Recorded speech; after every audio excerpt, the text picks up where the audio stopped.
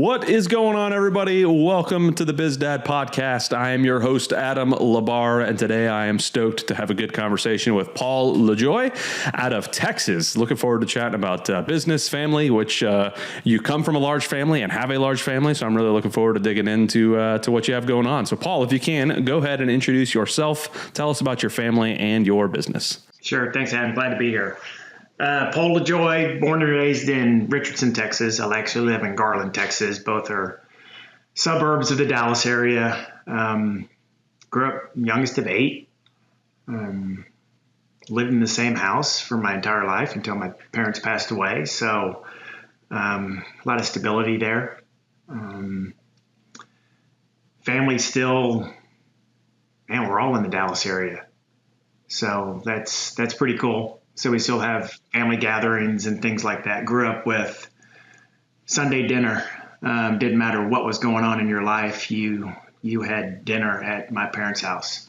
Mm-hmm. Unless you were dead or you were in the army somewhere overseas, you showed up for family dinner on Sunday. So kind of grew up in that environment. So and I loved it and always. Never a dull moment, I guess, and things always going on and very family centric, that we helped each other quite a bit. And it was kind of fun. It was very fun. And actually not just youngest of 8, there were 7 boys and 1 girl. Oofta. So a lot of sports going on. We all played soccer and basketball and football and all day wiffle ball things going on in the front yard and just never a dull moment without a doubt. So, and then that kind of led me to my family, which I guess in today's society is large, which is 5. Mm-hmm. Met my wife 25 years ago. I got 4 boys, 24, 22, 19, 18, and a girl that's 13. So going through the college experience right now, one is, first one is finishing, he had Johns Hopkins undergrad, electrical engineering, and he went to Notre Dame grad school for a year and then Carnegie Mellon grad school after that. So he's done, here in the next couple months. I have my second kid is at Carnegie Mellon. So it's kind of fun to have them together for a year. And he'll be done. He's coming back to Dallas, and he's going to go to grad school at UT Dallas. Okay. And then I have a sophomore at Notre Dame right now. He's doing computer science. And then my high schooler right now, my senior, we're going through all the college acceptances right now and where he wants to go. And that is an absolute beating. That's gotten crazy just from the last 6 years, from the time my first one went to college to now. It's actually kind of stupid to get in some of these top 50 schools, but yeah, it is what it is. I can probably go into that a little bit more later. And then a girl that's 13 and she is 100% girl. Mom got her little dress up doll and they have a great relationship and kind of brings this little soft edge to the family environment, having a girl there. So that's kind of cool.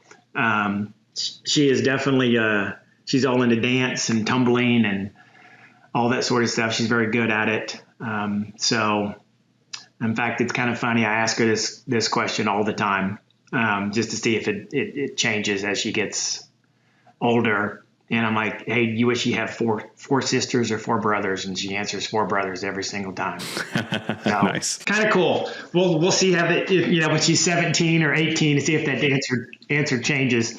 But in following in kind of my dad's footsteps, I mean, big family environment. We're all sports. Kind of try to do the same Sunday dinner thing for not just for my family, but for my extended family, my brothers and sisters, and because they all live locally, except for one. One lives in Austin, so he's not too far away. That's a 3.5-hour drive. So we try to do as many big extended family events as possible. So that's kind of the background, family-wise, education-wise. I'm a CPA from an education standpoint. Graduated from the University of Notre Dame. I played soccer there and became a CPA. Went to was it Big 8 or Big 6? I don't even know how many they were back in 1990 when I graduated. I think it was Big 6. It was Cooper and Librarians. Now it's PricewaterhouseCoopers that they combined. Yeah. So kind of did audit for 2 or 3 years, was an absolute beating. But I would recommend it for anybody going in that space to have that on your resume. Mm-hmm. But it's not a very fun environment at all, but you learn a lot and they can't take that away from you. For sure. That's kind of where I am, kind of where I came from and where I've gotten to now. Welcome to the BizDad Podcast, where we dive into the melding of fathership and entrepreneurship with your host, the original BizDad himself, Adam Labar. Adam is a Christian, a former Air Force officer, a dad to 3 amazing kids, a coach, a real estate investor, and a business owner. On this podcast, he'll explore the unique journeys of amazing dads who are striving for greatness in both business and family. So whether you're a dad who is an aspiring entrepreneur, a seasoned business owner, or simply a man striving to be a better dad, get ready as the BizDad brings you conversations to inspire, challenge, and equip you to be a better dad and entrepreneur. And now, here's Adam. Very good. Now that's, I'm totally with you on having the girl at the end. We had 2 boys and then a girl. I wish I had, like I told you before we started recording, 7 kids, but it was not God's will for me to have that many. So here I sit with the 3. So, but having the little girl at the end, she is all girl as well. My little girl, like it's like you can't even train that. She just walks around with the doll in her hand. Nah, like patting the baby doll on the back. And I was like, where did this even come from? You know, like it's just so ingrained.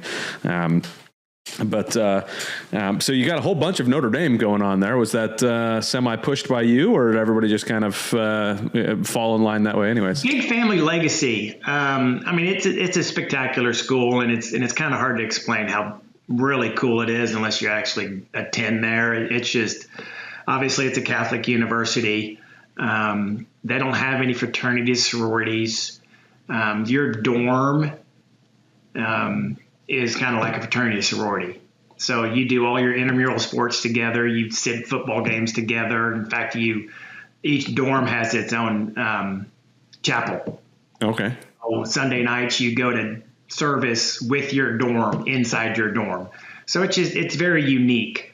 But why I went there is because my dad went there and played baseball there. Several of my uncles, cousins, nieces, nephews, I think there's about 25 of us. My grandfather played football under Rockney. Okay. So my kids there are 4th generation now. And it's fun going to football games and staying involved and things like that. And it's a pretty unique school, pretty cool. Excited, pretty blessed to have gone there. So. Were you raised Catholic? Are you Catholic now as well? I was raised Catholic. I am not Catholic now. I am Methodist, and which my wife likes to say is kind of Catholic light. Not so strict and stringent on several things, but very, very similar in what it thinks to the Catholic Church. So. I'm assuming, when you're Catholic or Mormon is going to be the massive families usually. So that's usually where it comes from. My mom was born and raised Catholic, and she's the youngest of 12. So same with my dad. I told you before we recorded, second youngest of 9, grew up Catholic. I know you told me 12 earlier. That's just crazy. Still thinking it's about asinine. That. Yeah. It's crazy, but it was, it's very cold in North Dakota. So you need to get warm somehow, I guess. And that's, and you live on a farm. So it is what it is, I guess. So, but let's rewind a little bit and go back. You mentioned your dad you kind of followed in your dad's footsteps going to Notre Dame. He played baseball at Notre Dame. What was it like for you growing up with your dad? Like you've got 6 brothers and 1 sister, and that's a lot under one roof. How did your dad kind of manage all of that? How did you feel as you were growing up with your parents? Like what was life like? Man, of course it was just a different time back then, right? So I was born in 1967. So all my brothers were born in the 1950s and in 1960s before me, and it's just different back then, right? It was simpler. Money wasn't an issue. You didn't need everything, and just obviously without social media and hell, TV really didn't exist to a degree back then, right? But he worked a lot. I mean, mom stayed at home. She never had any job. She volunteered quite a bit at the schools and at churches and things like that. But my dad, as I mentioned earlier, he did go to Notre Dame, and he got a law degree from Notre Dame as well. So he was there for 6 years. And in fact, that this was back when Notre Dame was all men. And there's a school across the street, which is St. Mary's, which is an all-girls school, and it is still an all-girls school today. And that's where my mom went. And back then, it's like you went to St. Mary's to find yourself a Notre Dame man. And so mom did good on that. So I think in the last year, first year of law school, I need one of my brothers here that knows this better than me. They got married at Notre Dame. And my oldest brother was born at Notre Dame. Wow. Okay. And their whole family, my mom's from Cincinnati area, very Catholic city, and my dad's from Boston, or Worcester, actually, right outside of Boston. And he followed his brothers down here. So 3 or 4 of his brothers went to Notre Dame, and then they came down to Dallas. They were all engineers, and they worked at Raytheon and all those guys, all the defense contractors down here. And so he just followed them down here. So as I mentioned earlier, that coming out of school, I worked at Coopers and Lybrand in the audit department. My dad was a tax partner there. So his forte was estate planning and taxation and trust and things like that. So that was, talk about old school, that was his only job he had. Right. Started there I'm assuming he graduated at age 24 out of law school, and he retired there at 62. Wow. That's insane. So I don't know if that ever happened again. Yeah, no joke. Yeah. Even my dad didn't do that. I mean, he worked as a correction officer for 26 years, but before that he was in the Air Force for 16. So even he still was, multiple jobs working through, but that's a long time doing one job in one place. Without a doubt. So Dad worked a lot. So it's not like, me and you in today's society where we work from the house a lot and we're in our kids' face all the time and see them come and go and have the ability to take time off during the day. That's just very different back then too. Right. So nobody took time off. Hey, kids got a ball game at 3:00 in the afternoon on Friday. My dad would miss that. Right. So that was very normal. So it was more of a mom-centric house growing up because Dad wasn't, I'm going to say this the wrong way. He wasn't around a lot because he had to work. And you didn't have the flexibility like we do today. But he was there obviously at night and on the weekends, and we played sports together, and he came to all of our games on the weekends, and we go play ball together and things like that. In fact, one of the things I talk to this day, just sometimes it's all about making memories, right? Mm-hmm. And it's weird the things that you remember that stick out, that in your dad's eyes, or in my eyes for my children, or my children's eyes for me, you don't think it's that big of a deal. And I remember some of these things that stuck out. So because he played baseball, so man, 10 times a year, we would get a bucket of 100 baseballs, and we would go up to the local high school field, and we would jump the fence, and he would throw batting practice to us for 2.5 hours. Wow. And we just play all in the outfield and the infield, and, each kid would get 50, 75, 100 balls to hit. And we did that all the time. And just, I remember that stuff vividly. Yeah. Isn't that crazy? From a long, long, long time ago. And I actually do that with my kids about 3 or 4 times a year, just because of that. I would have never thought about that without my dad. So it is very interesting how some of the little things that you don't think are that big of a deal actually are. And I mean, especially when you're at that young age and you don't get the time. And I think this is something that you and I can easily take away as 2 guys who work from home and see our kids more often, is you don't, when you didn't get to see your dad on a daily basis that much, the way that our kids got to, that made that time all that much more important. And it was much more memorable because this thing wasn't sitting in front of their face either, right in front of our face or in our pocket or there. It was just, no, it's just us at the baseball field having a good time and enjoying that. And I think that's something that we can kind of reach back to and remember those moments and use those as, a catalyst to do that same things with our kids, because you can't get that back. I mean, you had an entire baseball team as brothers and sisters, so you could all fill the whole outfield and infield the whole thing. So that's a plus. But we try to do that. My kids and I, we do right before this call. We had our daily playtime Tuesday, Wednesday, Thursday. We have playtime in the middle of the week, just the middle of the day, just the kids and I. We play Daddy Get 'em. So of course they made me go outside and get all sweaty. I'm chasing them around in the backyard and I'm, running around and acting like a fool because it's fun and they're going to remember that forever. I hope, those are one of those moments like, okay, it's just us. I put my phone down. I don't do any of that. Just go out and play and have a good time in the backyard, have a good time playing golf, have a good time playing baseball, something to kind of tie that in. So you mentioned that you started doing that with your kids as well. What sort of other things did you take from your dad that you kind of apply or did apply as a dad yourself, raising your kids? What sort of things were you like, boy, I really remember my dad doing this, which is why I do it, or I really remember my dad doing this, which is why I don't. Those are sometimes some of the better ones for us to remember too. Well, the Sunday dinners, as I mentioned before, and I'll expand on the Sunday dinners. It's not just Sunday dinner; it's me in front of a grill out back cooking for 2 hours. Yeah. So it's meat and more meat and more meat and more meat. Anything that can be thrown on the grill. So because that's what we did. So Sunday dinners, there'd be occasional spaghetti or a lasagna, but most of the Sunday dinners were my dad in front of the grill cooking hamburgers, hot dogs, sausage, chicken legs, and just whatever else. Him sitting in the grill, bringing a TV in the backyard and watching a sports game while he's sitting out there grilling for 2 or 3 hours. So I picked up on that in college, that I started grilling out in college where I bought a little, was it $12.99? a little Weber that was, it sits all of maybe a foot and a half in the air with 3 little legs. And maybe you could put on enough food on there for about maybe 1 or 2 people, and that's it. And I had that on my balcony at Notre Dame and vividly remember, of course, I'm learning all this stuff. I learned all that from my dad, right? So watching him and helping him and him teaching me how to do everything. And it's snowing, it's 5 degrees outside, and I'm out there grilling.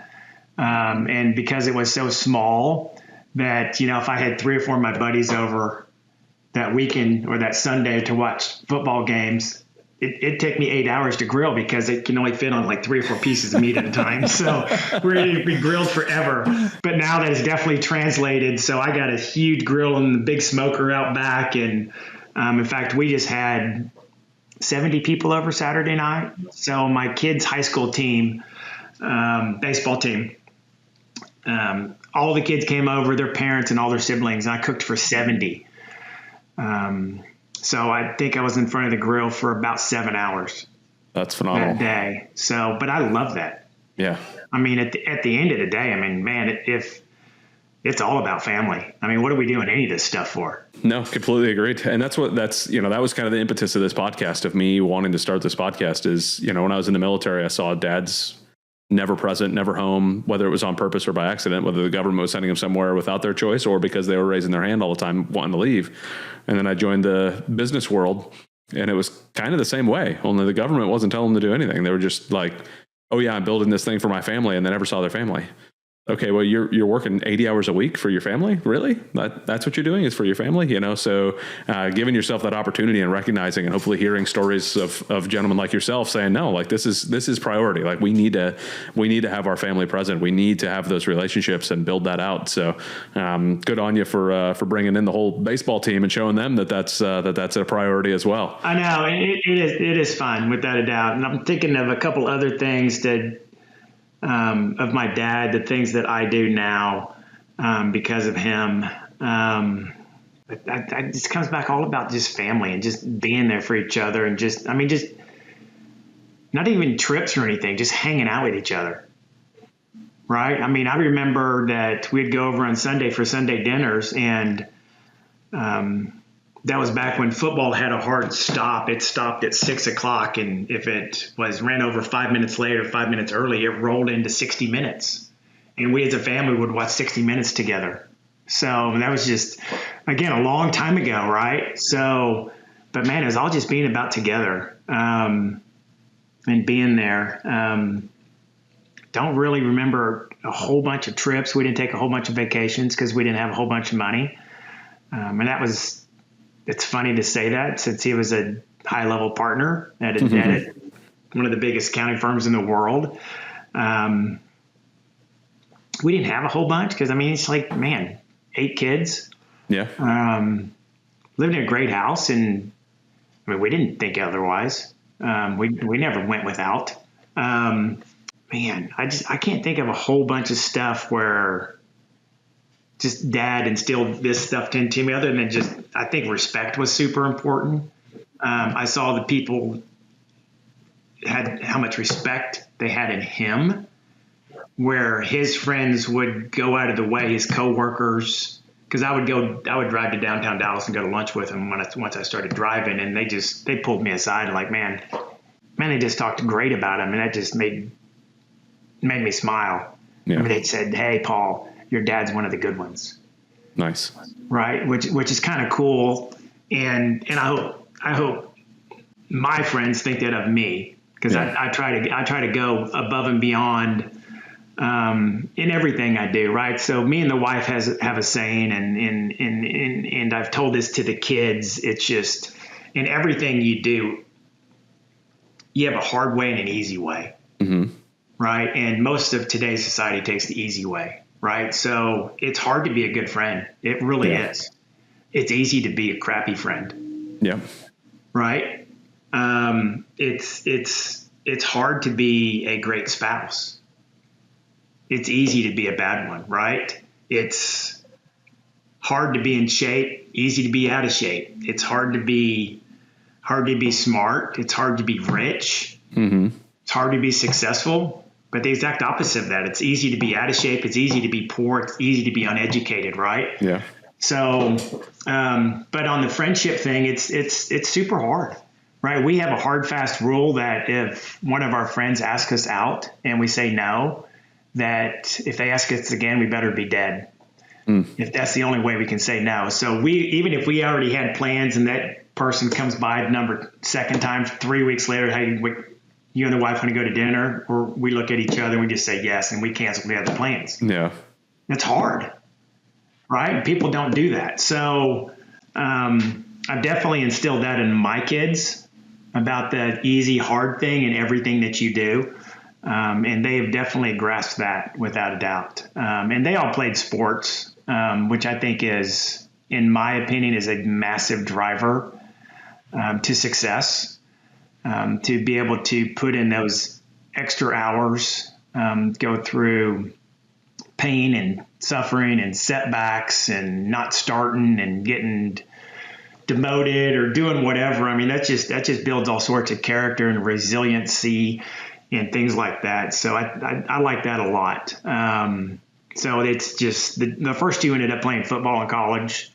The third one was not good enough, but he played sports all the way through a senior in high school. And number 4 is we're hoping he's going to play baseball in college. Nice. Lucy, the daughter, I don't think they have dance and as a varsity sport. Yeah. Even though she's really good at it, I think that's going to help her to get into college, and maybe she'll be on the drill team or cheerleader or something like that in college. So anyway, that's kind of where we are. Yeah, I think that, what it sounds like is you took, while it may not be one thing that you're thinking about that says, hey, this is something I got from my dad, like you seem to have modeled, your dad seemed to have modeled very well what you wanted to do when you grew up to be a dad as well. Like, hey, I want to be present. I want to be involved. I want to be representing to my kids that what it means to be, a solid dad, a solid husband, and a good man all around. Which it sounds like that's what you would describe your dad as well, based off of what you've been saying. So I think that's a massive blessing for you to be able to say that and be able to live that yourself. So, well, the one thing, and I try to be intentional on this, and I didn't know what the effect of it was, but man, just saying things to your kid, it doesn't need to be every day because it's probably overblown, but man, once a week, or man, I'm super proud of you, right? You worked super hard last week. I appreciate that. And, just those types of things. And my dad probably only told me a handful of times, something like that, but it's like, those stick with me today. Those times he reached out and said something. So it needs to be intentional, right? Where I feel like love in our family growing up was expected and known, where we didn't speak it. Like, it's not like, I feel like maybe this is more of a man thing than a woman thing. Is just like, you kind of show your love versus say your love. Right. And I was definitely brought up that way, at least from my dad's side, not from my mom, where my mom would actually say it more often.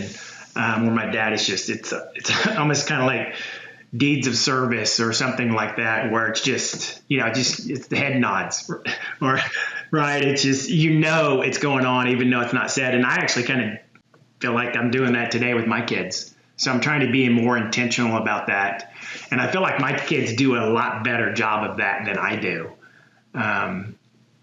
So it is very interesting on things you kind of pick up and you kind of follow through with from your parents. For sure. I mean, and some of them we think about and some of them we don't, which is one of the reasons I asked that question as well. Is like, there are so many things that we do subconsciously just because that's the way we saw our parents do it, or because that's the way, like, we just never have thought about why we're doing what we're doing, raising our kids, or why we're doing what we're doing. We try to analyze it from a business aspect. Usually if we're sitting in our business, like, why are we making this higher? Why have we created this? Why are we adjusting the accountability chart this way? Why are we doing these things?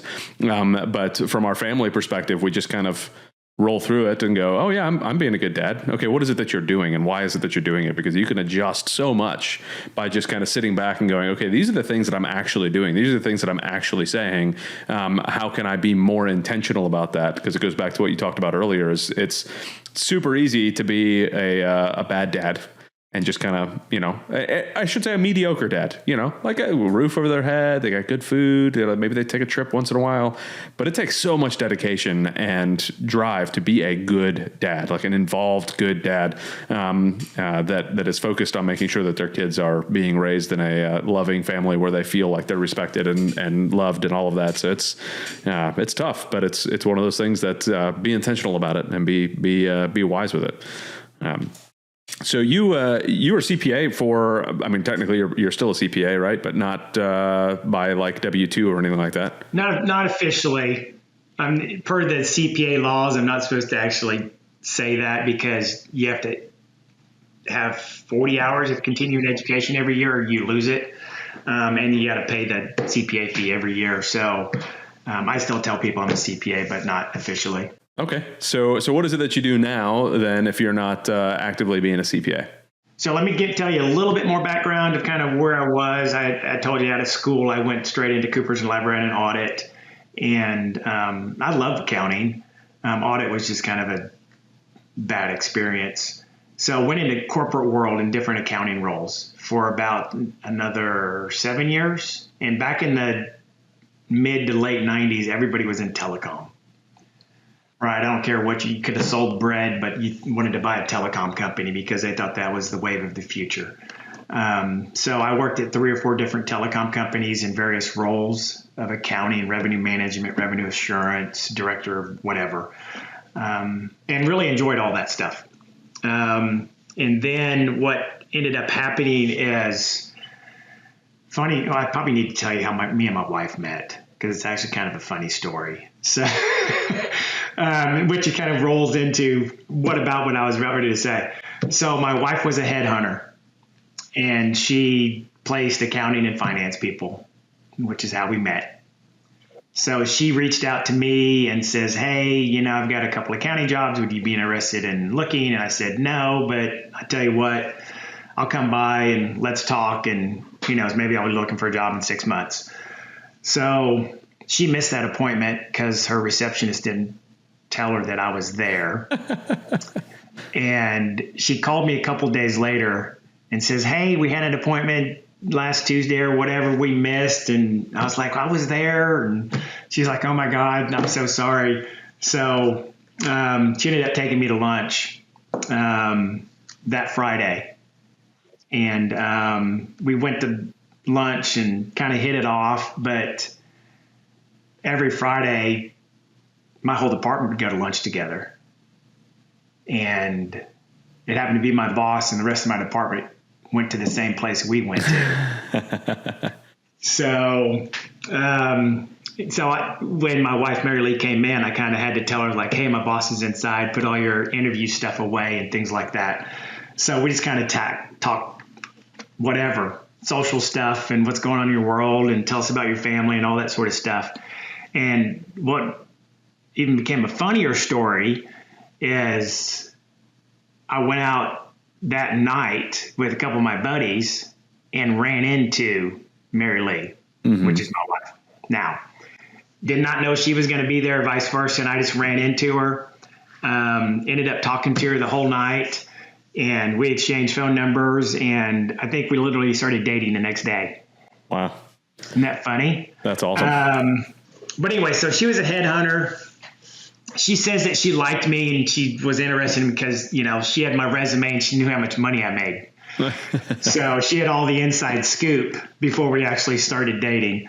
But anyway, so we were getting ready to have our second kid and we wanted her to become a stay-home mom as best she could. So what we started looking to do, because we needed to replace her income in some form or fashion. So we started looking for small businesses that she could run part-time, 10 or 20 hours a week, and still watch the kids and things like that. So we started looking for small businesses for sale, maybe like a Hallmark card store. I don't even know if they have those anymore, but something like that where she didn't need to be there full-time. And at about that same time, my brother Bob, who was senior VP at Fast Tax, which was a tax software company, they had gotten bought out and they let go of 50% of the company. Pretty much if you were a manager and above, you got let go. He got a 2-year severance package because he had been there for 20 years. And I started talking to him. I was like, hey, let's pool our money and go buy a business together. And that's what we ended up doing. We bought a buddy of mine that I played soccer with back then, was a business broker. And he was like, hey, take a look at this company. I just got it listed. I think it's a good company. Take a look at it. And it was a hardwood floor company, hardwood carpet, things like that. A lot of new construction, remodels, things like that. And because I was a CPA, the numbers looked great. Ran the numbers on it. Of course, I didn't know anything about hardwood floors or carpet or anything like that, but it was a good little company. It had been around for 20 years in their family. And we bought it. And that was nice. 23 years ago. And I still own that company today. Wow. So I bought my brother Bob out. He's 10 years older than me, I believe. Okay. So he kind of retired 5 years ago. We bought him out. And I kind of rolled my wife, now that my kids are a little bit older. She doesn't need to stay home as much. So she works anywhere between 2 to 4 hours a day at the store, kind of running payroll and things like that. And, but yeah, I love that company. Gets me out of the house, and I actually like constructing things. And we do a little bit more than just flooring. We kind of get in a little bit of general contracting, like on water damage, where we're having to replace caulk and paint and do some other stuff. Not a true general contractor, but I love it. It probably takes 20 hours a week of my time. Okay. I got my few customers that I have that are new construction that I deal with directly. So I act as kind of a part-time salesperson and just kind of manage those guys, and that's it, and do some stuff for friends and family, and that's it. So that pushed us into a bunch of other businesses. A lot me and my brother Bob bought together, 50-50. So as we started making money, we just started accumulating money, and we lived. I mean, had a good lifestyle, but we were kind of frugal as well. So we saved money for two things. One, because we didn't need to spend the money. Two, we also knew that there was going to be bad times upon us, that we needed to save up for those rainy days. And then 2, we saw other investment options as well. So we ended up buying about 3 or 4 or 5 companies together, mostly in the construction. Bought a fence company, bought a lighting store, we bought a hardwood plywood company. Was that it? Might have just been those 3. I think it was just those 3 together. But then I kept getting the itch where I would do some stuff just for myself outside of him, or bring in other partners. And most of them were all existing businesses. We did a couple startups. One was actually a magazine. I don't know how I got talked into that one, but anyway, I did. And then I started one in oil and gas that I still own. And I got brought in on that one. That's actually kind of an interesting story. There was another company. There was 4 companies. There was a sandblasting and painting company that we owned together. So this was in Fort Worth, which was the Barnett Shale, which is really the first shale play in the entire world. That's where they learned how to drill all sorts of different directions, and they perfected all that stuff there. So we worked for one company. We worked for XTO, who had later gotten bought out by Exxon. And we had mobile sandblasting and painting crews. So we'd go out to all the wellhead sites and sandblast and paint all the exposed pipes. Okay. Neat little company. So that was the last company that we did together, but that's oil and gas, and oil and gas is a massively different animal. I mean, just the training, the operator certifications, and the insurance, and it's just a different animal. So anyway, so another guy that I played soccer with had one of his buddies that was actually in the field doing some oil and gas work. But while he knew the industry, he didn't know how to go into business and to get that set up and get started, because it's very, very, very difficult to do that. So they brought me in as a partner. We subsequently have bought out the guy that merged us together. So it's just the 2 of us.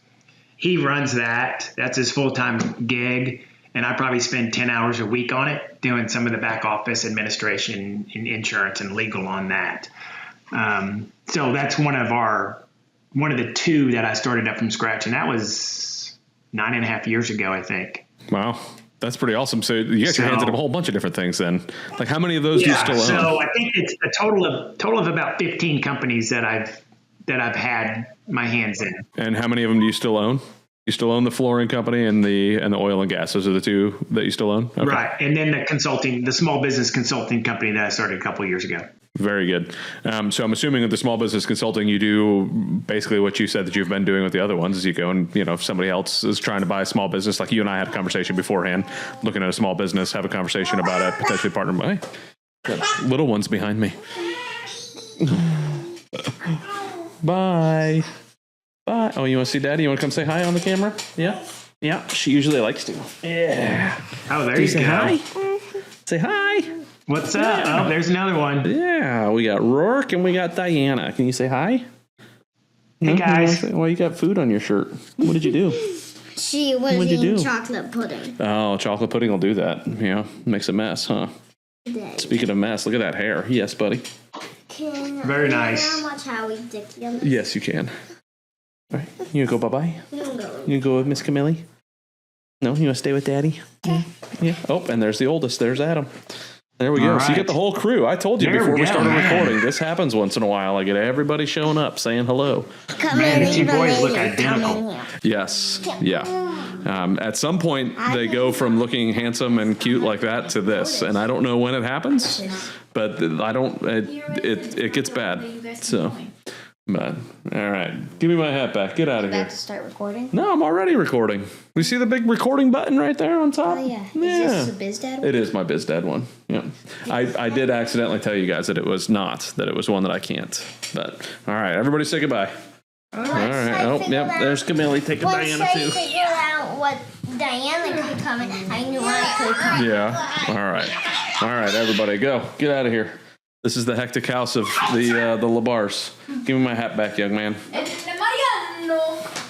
Yes, and the Mariano. Gracious. Go away, punk diggity. Hey. Go. Get out of here. Man, oh man. This is, we're recording this on April Fool's, so they've been trying to fool me all day with various different things. There you go. That's right. I forgot about that. Yep. That's probably what they were trying to do, sneaking up behind me too, but open up my window. And that's going to make for some fun on the YouTube or for the editors if they decide to edit this. But anyways, so consulting, that's what we were talking about. The consulting. Yeah. So it kind of started casually, maybe 3, 4, 5 years ago. I've been doing this for 25 years, and being a CPA, it's just a lot of stuff comes just easily for me. I can read a financial statement in 20 seconds and tell you how much the company's worth, and find missing pieces or red flags in that same financial statement. So I feel like some of my biggest success stories are telling people not to buy and why. They're about ready to buy a company for $2 million. I tell them it's worth $800,000 and show them in 5 or 10 minutes, and then they back out of the deal. If they had purchased that for $2 million, they most likely go bankrupt. They lose their house, which puts stress on their life and their family, and may lose their marriage and things like that. So those are my biggest success stories. So I feel like 50-60% of the time I'm talking people out of buying businesses, which is kind of not good for me because I really don't make a whole bunch of money doing that. Yeah. But it's kind of almost paying it forward, though, in a respect. Like, it's just like, man, I just saved that person a whole bunch of money, and that feels kind of cool. And they're more likely to come back to you next time, too, when they have a deal, because it builds the confidence for sure. But it is so hard. I kind of use my wife as an example, or me. Let's use me as an example. I'm a CPA buying that first business, and I didn't know what I was doing. And I'm a numbers guy. I don't know how to set up insurance. I don't know what type of insurance I need. I don't know how to value a company. I don't know what an owner's add back really is. Kind of do, but kind of don't. Do I have employees? Do I have 1099 contractors? And what contracts do I need them to sign? And how to put a pro forma together, and how to put a loan package together, how to go through due diligence. Even though I'm a CPA, that's what we got to do is due diligence. But it's different, right? So, but back to using my wife as an example, I just look at her and like, there's no way she knows how to do this stuff. So, a company's presented to you for $1.5 million. Okay, I'll buy it for 1.5. So they don't even know how to value the company, right? Is it worth a 2X, a 3X, a 4X, a 5X, right? Is there customer concentration? Do they have 50 customers or do they have 2 customers, right? Is it easy to get into, or is there massive barriers to entry? Is it a rising market or declining market in whatever business they're buying, right? So it's just a lot of stuff to know, from valuing it to getting a letter of intent, working through the purchase agreement, going through the due diligence, and doing a quality of earnings and setting this thing up. You set up your legal entity wrong, that could cost you $10, $30, $40, $50,000 a year forever. And all it took was 5 minutes, right? How to pay your kids through your business, and all your trips you take going forward with your children are now board meetings. It's 100% deductible. And there's that's kind of a sophisticated tax thing to do right there. That wouldn't be something I'd tell them now. Maybe a year or 2 down the road, I could tell them how to do that. Let's get you started, and then let's start doing some sophisticated tax stuff. But anyway, so that's what I kind of do. Kind of teach them all of that sort of stuff so they can actually go on their own, or they can just hire me to kind of do all that stuff for them. And I'd love to own part of those businesses too. If I like the person and I like the business, I'd love to I'd do my down payment, and I want to own 20% of the business too. So that would be a good situation as well. Very nice. So you mentioned, hiring the kids and whatnot, which my wife and I have been talking about for a while and never pulled the trigger on. Things have kind of slowed down for us anyway. So it's, it is what it is. But as you were raising your kids and running some companies, is that something that you did, or were your kids included in the business at all? Did they understand kind of what you and your wife were doing? Like, how much of a knowledge base do they have did they have of business as they were growing up? I don't think they had any, really. When I'm saying growing up, maybe up to age 10, 11, I think they was just too young for them to understand, other than they probably liked Dad being here all the time, because I'm in the house 50% of the time, probably. But then I don't know if they started asking questions more. It was me having conversations with them at some point when they're 14 or 15 or 16. Mainly them asking me questions. But really got into deep conversations with my kids. It seemed like the senior year or junior year when we took a lot of college visits together, just me and the other child.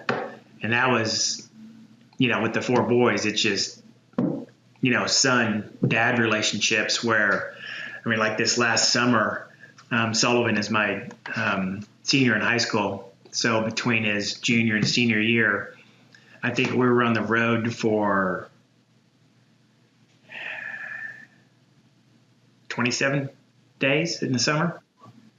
We were in Boston, we're in Chicago, we're in California for 12 days, just going all over the place. That's just me and him having a lot of conversations. That's where the conversations got a little bit deeper and kind of, hey, let's talk about this stuff. What do you feel about this? And here's what I do. And here's the benefits of what I do from a working perspective, and nothing wrong with having a W-2. That's a great life for a lot of people, and I had that, and this is what I have. And these are the benefits that I have now, being able to work on my own time and my own terms. So really, I think it's more of, it piqued their interest because they see other dads not being around and they're having to work a lot, and they're kind of like, why does Dad appear not to work? Yeah. So he's in the house all the time and having conversations on the computer in front, and comes to all my games and does all this sort of stuff, but they don't necessarily see all the hard work, where I get up at 5 o'clock in the morning, they're still asleep. And I'm doing a lot of work in the morning and things like that before they get up and things like that. Or,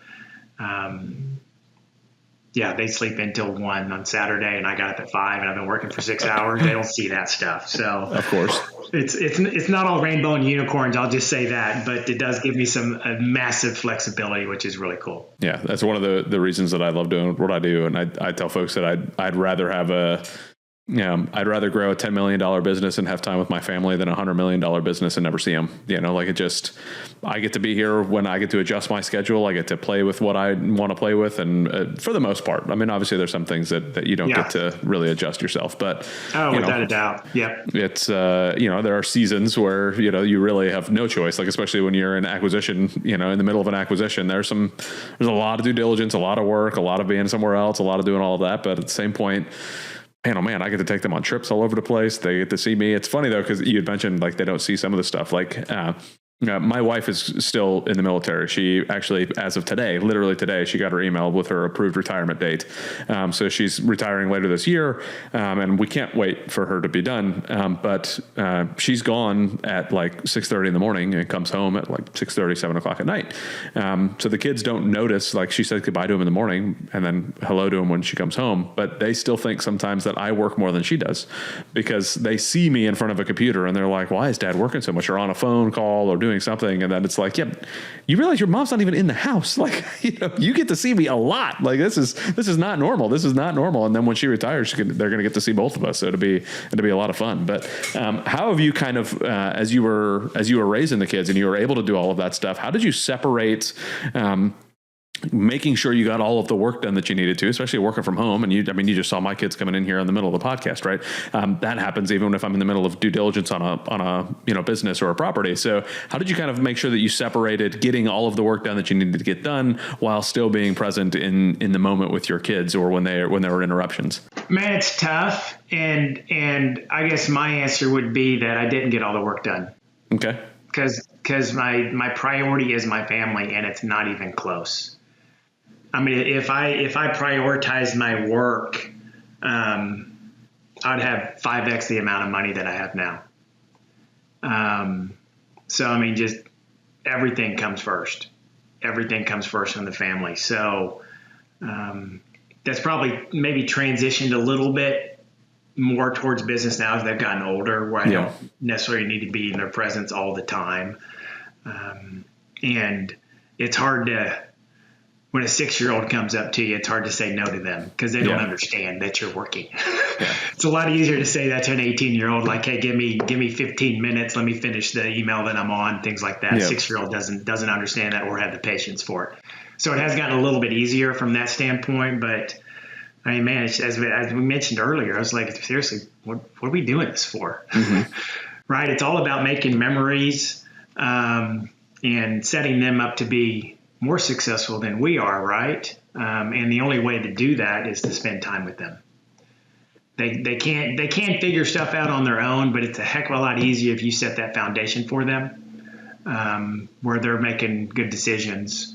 And I am kind of struggling now because I feel like my family unit is falling apart as I know it, with a 24-year-old done with his second master's, is who knows when.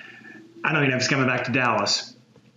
He is. And, he lived in the house for 6 months until he gets an apartment somewhere in Dallas. And I see him once a week for a couple hours. And then the one after that is going to be graduating in a year from grad school. And it's just like, I am massively struggling with that.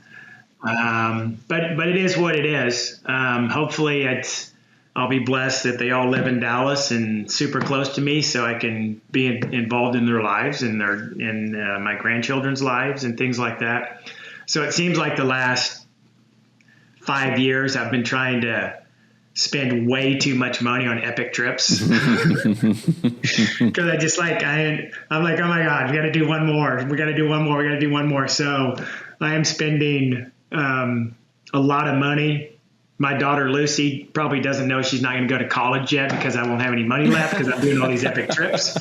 But she's 13. I'll let her know about that in a few years. But I'll send this to her afterwards. She'll get the recording. Yeah, she'll be good with it. What would you say, let's go back 5 years. You said these 5 years have been, a lot of that. Let's go back 5, maybe 6 years.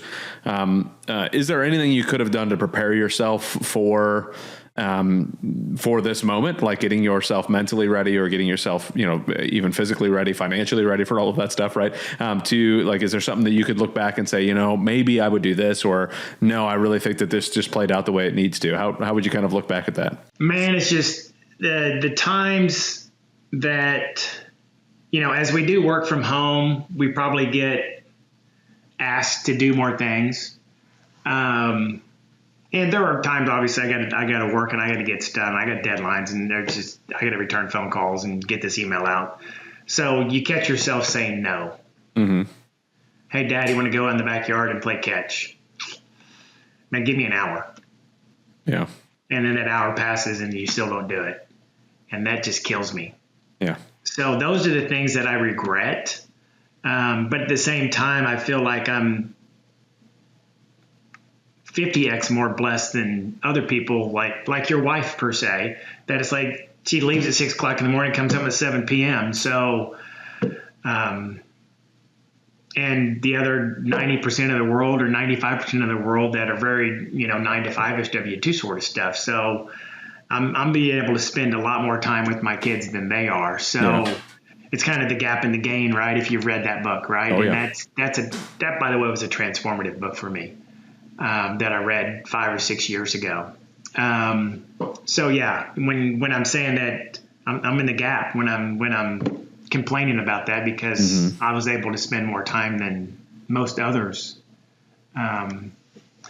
So I think those times I said no, that I can never get back, and being more intentional. But over the last 5 or 6 years, I mean, I don't think I could have prepared for it any better. Yeah. I wish I would have had more money sooner, so I could have done more epic trips. But as you're in the formative years, I mean, I'm putting a ton of money away every single month into college and trying to have a nice house, and it's 5 cars in my front yard now, and having to pay for all of those things. Right. So I wish I had 50 million in the bank, but I don't. So there had to be some give and take on that sort of stuff. But no, it worked out. I'm definitely blessed without a doubt. I got 5 spectacular kids. I don't know. People do ask me, and you may ask me this later. Hey, how are your kids so great? Man, do you have an answer? Because I don't. I mean, it's just, we can talk about that a little bit later and maybe go into a little bit more detail. But no, I couldn't. I don't think I could have prepared. Yeah, I'm not sure there is necessarily. It's like being prepared for marriage. Like you can't prepare yourself for marriage. Like nothing prepares you for marriage other than getting married and going through it and going, this is what it's like. Okay, got it. Like I don't believe in the, if you guys live together for a little while, it'll give you an idea. No, not really. Like, I mean, sure. Like if that's really your prerogative, which I disagree with, but like marriage is marriage. Like it's a contractual thing that you're obligated to continue to work on, too many people don't continue to work on it, but that's what you're supposed to do. And nothing can prepare you for kids either until you have kids. Like you're not, let's get a pet together. So that's not going to help you figure out whether or not you're ready for kids. Like I promise it's not going to help you. And if your marriage isn't where it needs to be, I promise having a kid's not going to help it. Like that's not going to be where it's at. And I don't think there's anything that can prepare you for an empty house either. Like it's just one of those, you have to go through it and know that I think the only thing that I would say is probably the best preparation for an empty house is having the best relationship you can with your spouse. Because that's who you spend the rest of your life with. It's not your kids, it's your spouse, right? So making sure that relationship is where it needs to be. So you've been married for 25 years. What would you say is kind of, I don't want to do the cliche, what would you say is key, but like 25 years and 5 kids, there's a lot of stress, a lot of stuff that goes on in that, a lot of ups and downs, a lot of, frustrations and arguments and love and joy and, exuberance. Like how did you kind of navigate the last 25 years of marriage while raising kids and running business? Man, first thing that came to my mind, I think me and my wife have great sense of humors, and I think that helps with the stress level. And the other thing that I think is really beneficial, what's helped with stress too, because I think it all comes back to stress, is when something bad happens, you just got to deal with it. Mm-hmm. Right? Stressing out about it and worrying about it. And I mean, it is what it is. Right? I mean, my wife, I forget how many years ago was this? 8 years ago? She had breast cancer and ended up having a double mastectomy. I think she took it better than I did. But obviously news you never want to hear, and she's fine today. But neither of us stressed out about it. I mean, when the doctor told us, I think she was upset for an hour or so, but after that, it's like, okay, let's deal with it. Yeah. I got kids to deal with. This is my least important thing in my life right now. I got to deal with these kids, and heck, I think Lucy might have been 2. Yeah. At that point. And again, stress is just going to make the situation worse. So, and that's a big example, but I mean, just whatever. Right, I lose a big customer, or one of the companies I was part of went bankrupt, or it is what it is. I mean, you take those things that happen to you and you just absorb them and move on, because there's really nothing you can do at that point. So I think those two are probably the biggest things. Is we have a great sense of humor, so if there ever is a bad situation, humor is kind of nice to make it light. Yeah. And then when things do happen to you that are bad, it's just like deal with it and move on. For sure. Right. So I think those are two of the biggest things. And we're both on the same page on 99% of the stuff, what our views are. So I think that helps the situation. And we do, or at least I think we do, listen to each other when we do have an argument or a conversation, that we're open to listening to the other person, I think is really important as well. For sure. Now, you said you were on the same page about 99% of the stuff. Like how much of that did you have conversations about before you got married? How much of that did you have conversations about before you had kids? Like, because raising kids together can be very stressful, especially like, let's say one has a view, one's Catholic and one's Methodist, or one's Catholic and one's Jewish. Like those are, how do we raise our kids? How do we have that discussion? Do we have the discussion before we got married, before we have kids? Like, how did you guys kind of bring up some of those topics to make sure that you guys were on the same page? I don't think we brought up any of that stuff. I don't think we did. We had a great relationship. We loved each other. And I think that really all that mattered, and we'll figure everything out as it just goes. Yeah, I don't think we brought any of that stuff like, hey, we're going to raise our kid as a Methodist. We're going to get him baptized, and are we going to pay for our kids' college education? We're going to make them pay for it. Or we're going to kick them out of the house at age 18. I mean, no, we didn't talk about any of that stuff. I don't think we thought out that far. Yeah. Yeah. We just worried about tomorrow at that point, I think. I'm trying to think of any conversations that we had about anything. And no, I don't think we really did. So one of the keys I usually tell people is that communication is one of the most important parts of that relationship. It doesn't mean that you've already communicated everything, but it means that there's constant communication and the ability to communicate. And you kind of already alluded to that in the fact that you guys are just, okay, let's look at the problem and face it. Let's go through it. And that's one of those things that when you start to bury things rather than talk about them, or if you ignore things, that you can't ignore something and just hope that it goes away, especially in a marriage. It's not gonna, like, these things have a tendency to come back. Yeah. I mean, there's all sorts of stuff, and it was more timely conversations of whatever, are we going to let our kids drink alcohol before they're 21 years old? Those conversations. Are we going to, not that we can stop them, but, what's our thoughts on premarital sex and things like that? Those conversations we had, but they were more in a timely conversation. And we are very much realist parents. I mean, what is it? What are the numbers? 95% of high schoolers are sexually active. And then I think, 70% have tried or are currently smoking pot.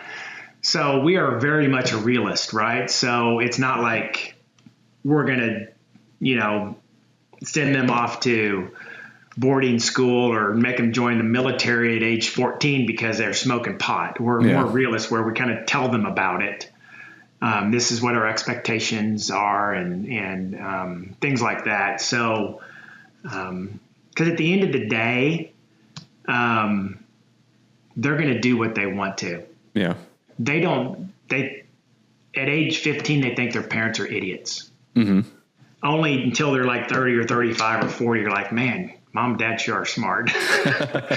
Right? But at 15, you can't tell them, and they can't visualize their mom and dad being 15 years old and going through the exact same thing they did, experimenting with drugs or alcohol or premarital sex or sneaking out at night and doing whatever, right? I mean, they can't visualize that their parents did the same stupid stuff that they did. Yeah. Right. So a lot of timely conversations like that. And we were, again, man, on the same page a lot. I mean, we had some various degrees of branches going off here or there, but pretty much laser focused and on the same page on all that stuff. Yeah. I think one of the biggest things that my wife and I are not always on the same page about is what level of freedom to give the kids. Like, I was a latchkey kid. I was gone all the time. Like, I'd come home from school and I was gone, where she was very much under the microscope her entire life. Like, her mom and grandma lived like 2 blocks away, and they would stand in the road watching her walk from one house to the other to know that there was a positive changeover of controls. My parents didn't even know where I was half the time. So it's like, I'm fine with them out doing whatever. And she's like, oh, well, I don't know about, and I think that's one of the hardest things we've struggled with yet. It is one of those things though, that again, it all comes back to just have the conversation. Like if something's about to happen, we feel like something's coming on, like, let's have the conversation. Getting ready to go in middle school. Let's have the conversation. Getting ready to go to whatever.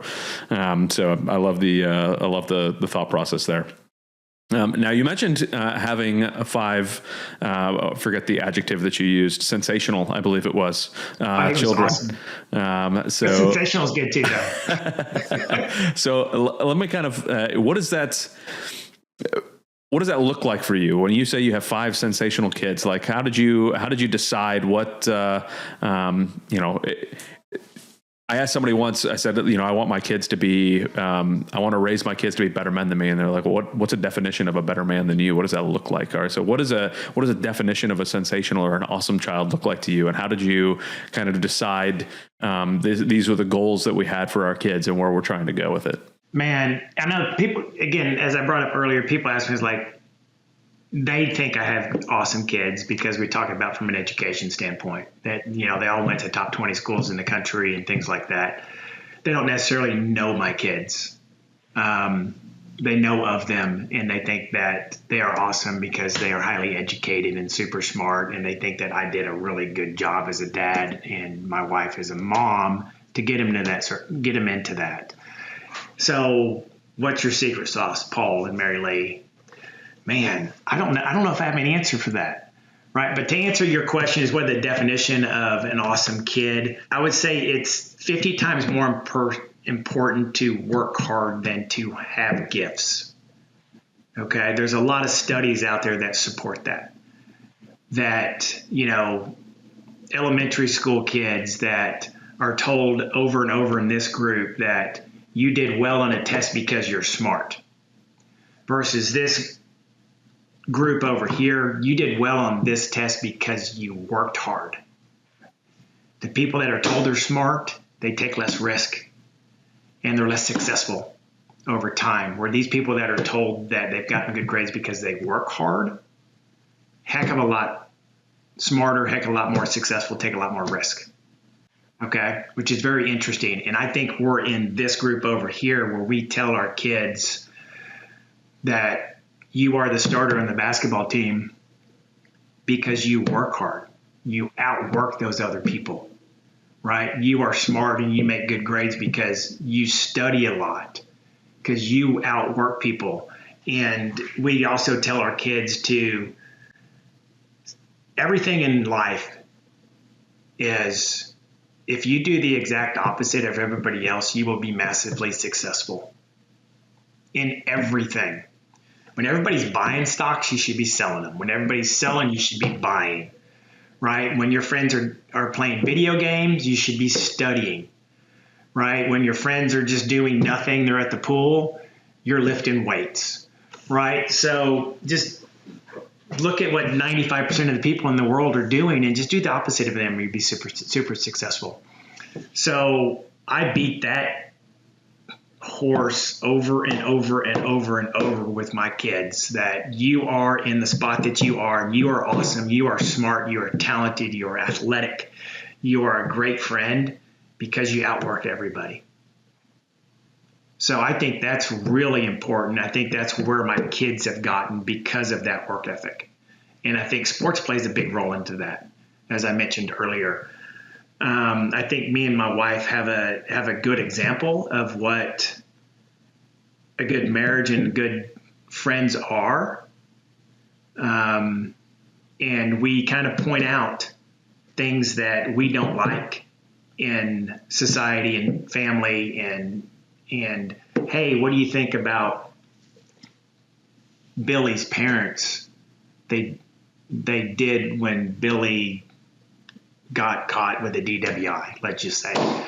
How would you have handled that situation, right?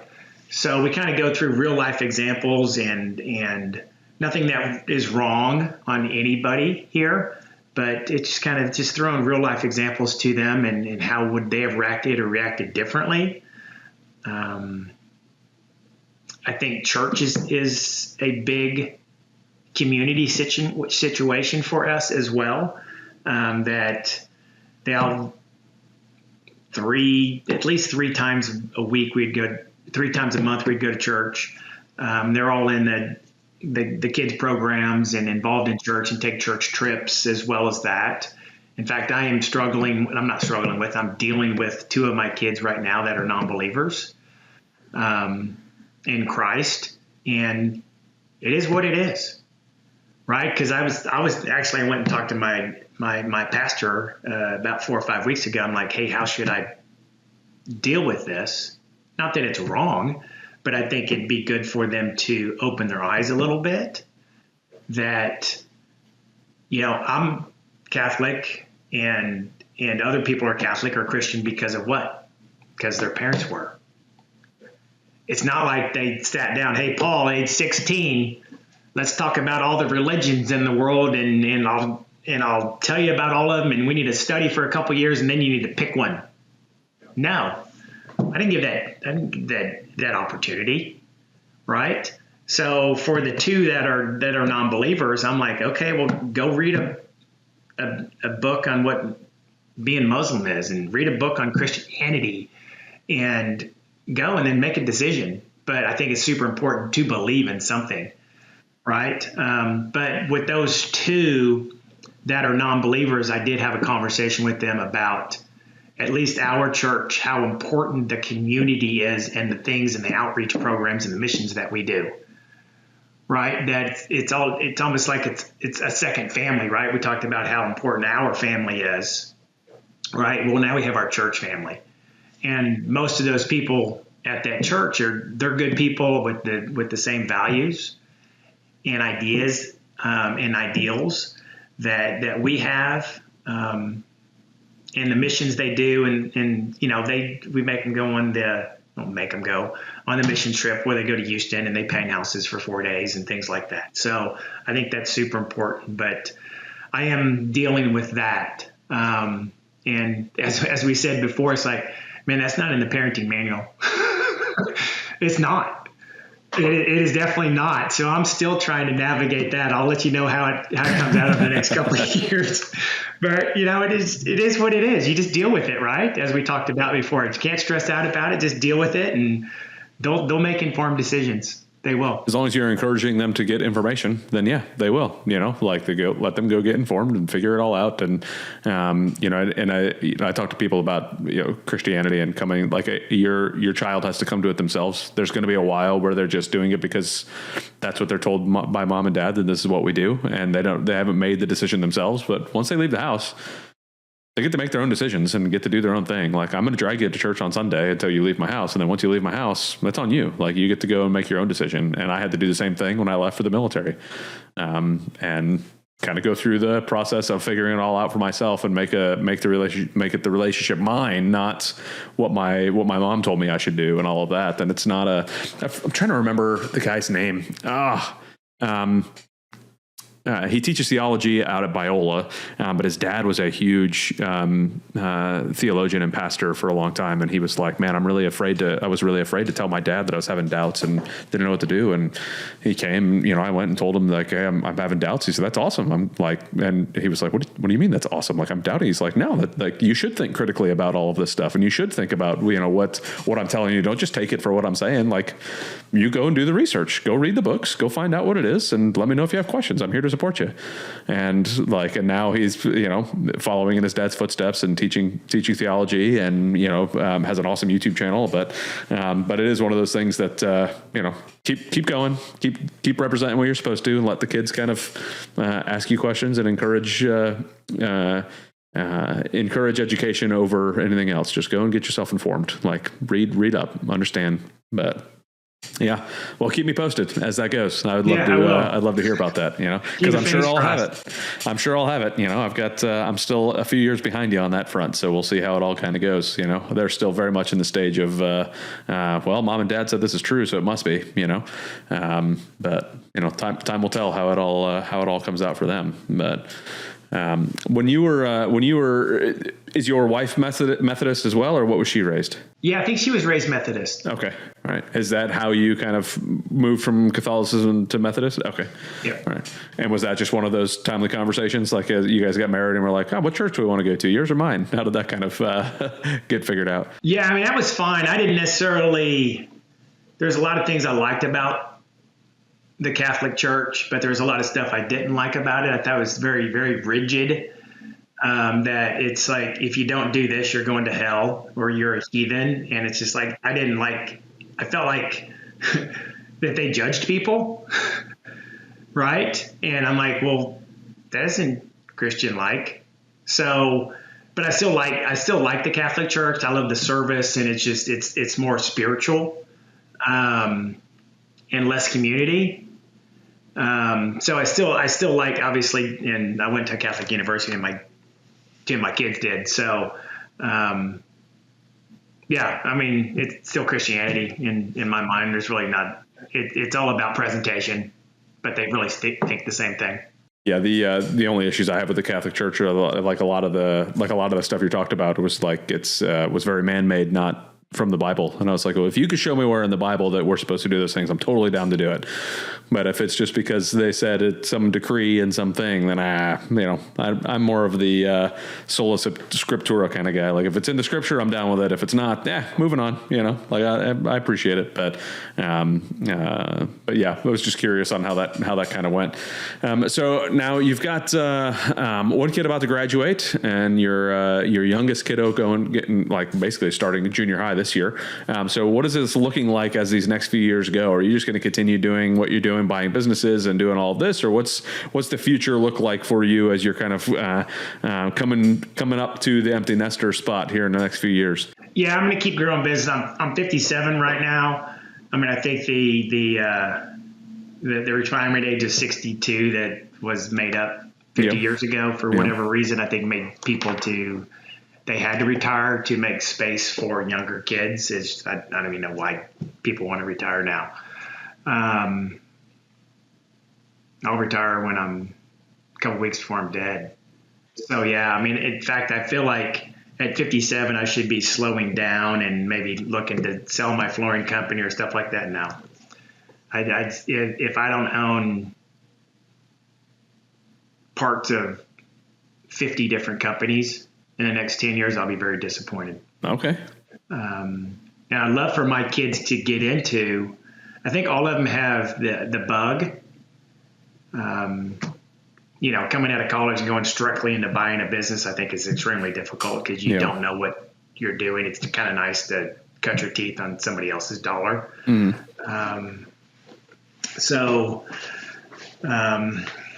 don't know. I think all of them like my lifestyle and kind of seeing me around, and I think they all respect me from what I do from a business and from a monetary standpoint and the things that it affords my family to do. So I think they like that. And I think they know that the likelihood of doing things that I do and the things that I have and how I provide for my family, I think they all know that going the W-2 route is very difficult. Yeah. That there's only so many CEOs of Home Depot or IBM. Yeah. There's so many of those spots available. Right.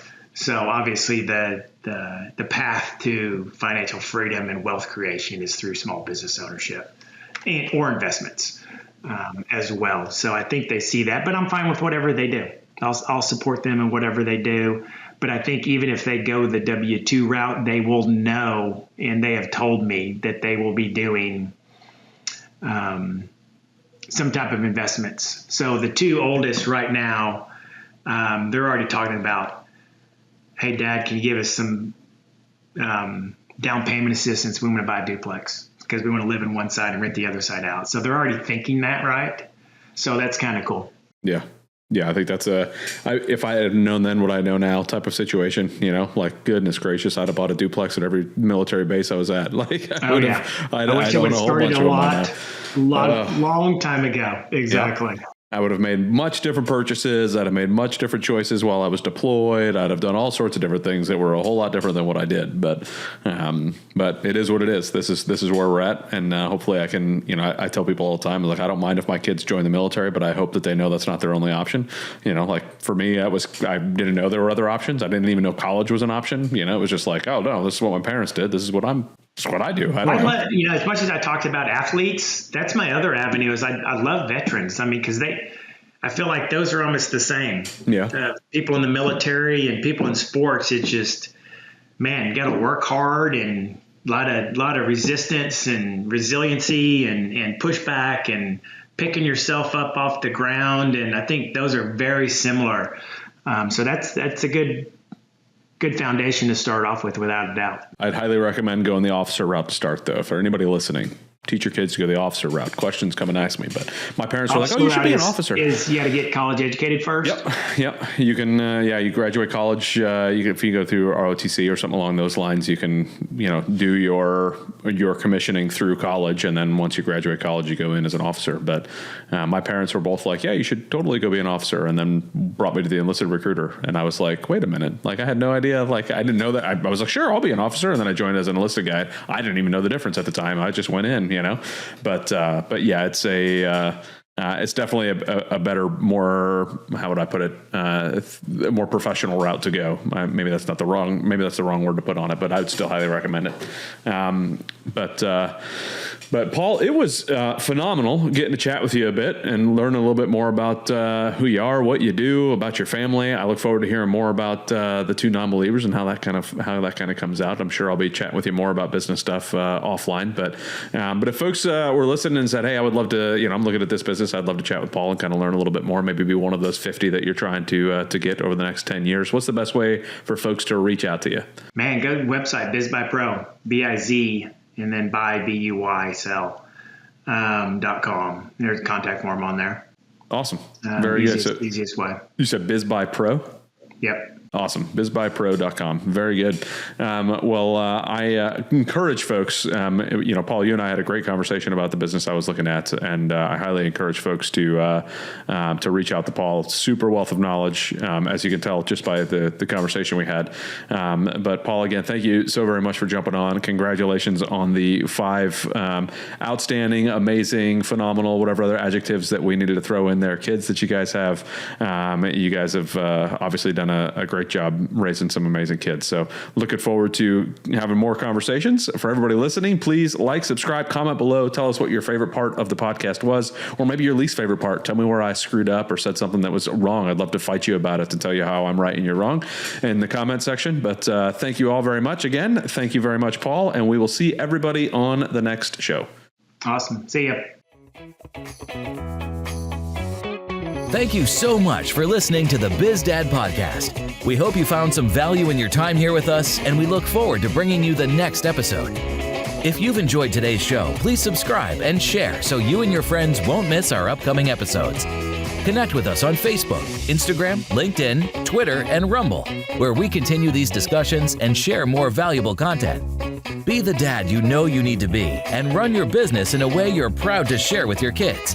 Keep crushing it.